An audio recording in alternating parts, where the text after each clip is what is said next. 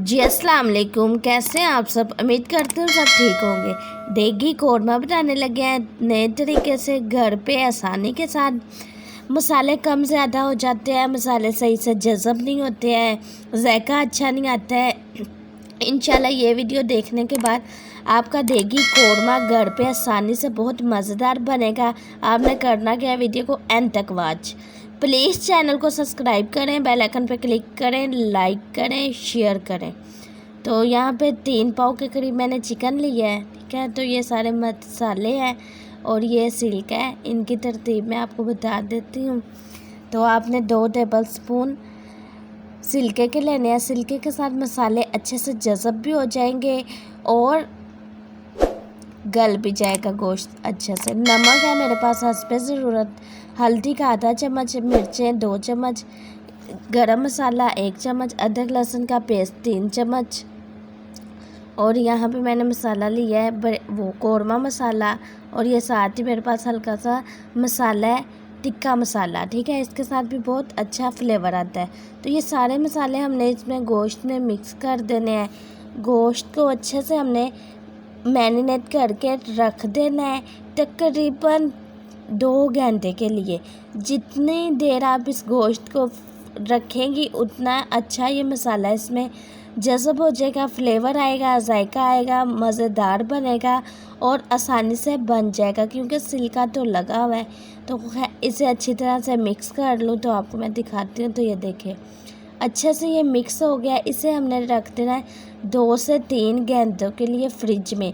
तो इस जितनी देर ये रखेंगे हम उतने ही मसाले अच्छे से जज़ब हो जाएंगे और उतना ही फ्लेवर आएगा। उतनी देर हम लोग कढ़ाई में ले लें घी, प्याज वगैरह गोल्डन कर लें। तो ये देखें जी, साथ यहाँ पे भी मैंने 1 चम्मच 1.5 चम्मच अदरक लहसुन का पेस्ट लिया है। तो इसे अच्छी तरह से हम मिक्स कर लेंगे। अच्छा सा कलर आने तक इसे ऐसे ही हमने इसकी बुनाई करनी है, ठीक है, अच्छा सा कलर आने तक। बाज़ लोग ऐसे ही चिकन डाल देते हैं, लेकिन आपने ऐसे नहीं करना, जायका अच्छा नहीं आएगा, फ्लेवर अच्छा नहीं आएगा। तो अच्छा सा कलर आने वाला है तो इसमें मैं शामिल करने लगी हूँ टमाटर और मिर्चें। मिर्चें भी आप मेरे पास 10 से 12 अदद मिर्चें हैं, इससे ज़्यादा ही होंगी, कम नहीं होंगी। तो यहाँ पे मैंने चिकन भी शामिल कर दिया। चिकन को मैंने 2 घंटों के लिए फ्रिज में रखा था और मसाला इसका देखें अच्छे से सेट हो गया हुआ है। आप भी जितना चिकन को मैरिनेट करके रखेंगी आपका कौरमा उतना ही मज़ेदार बनेगा, उतना ही फ्लेवर में अच्छा बनेगा।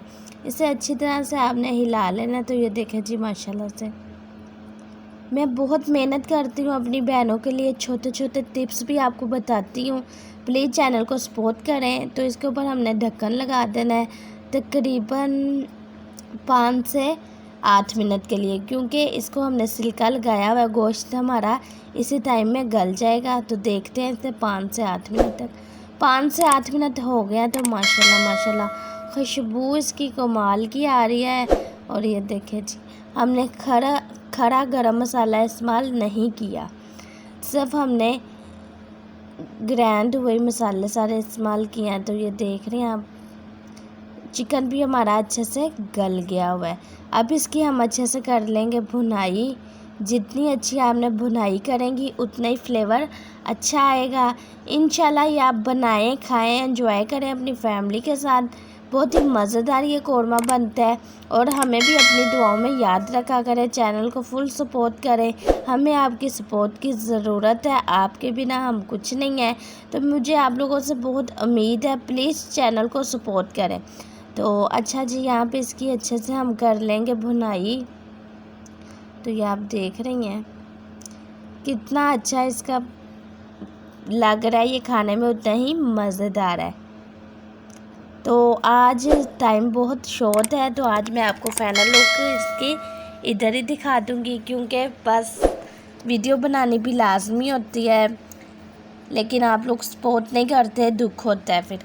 तो अच्छा जी, इसकी मैंने बुनाई अच्छे से कर ली हुई है। तो ये आप देख रही हैं, इसके ऊपर हम मैरिनेट कर देंगे धनिया।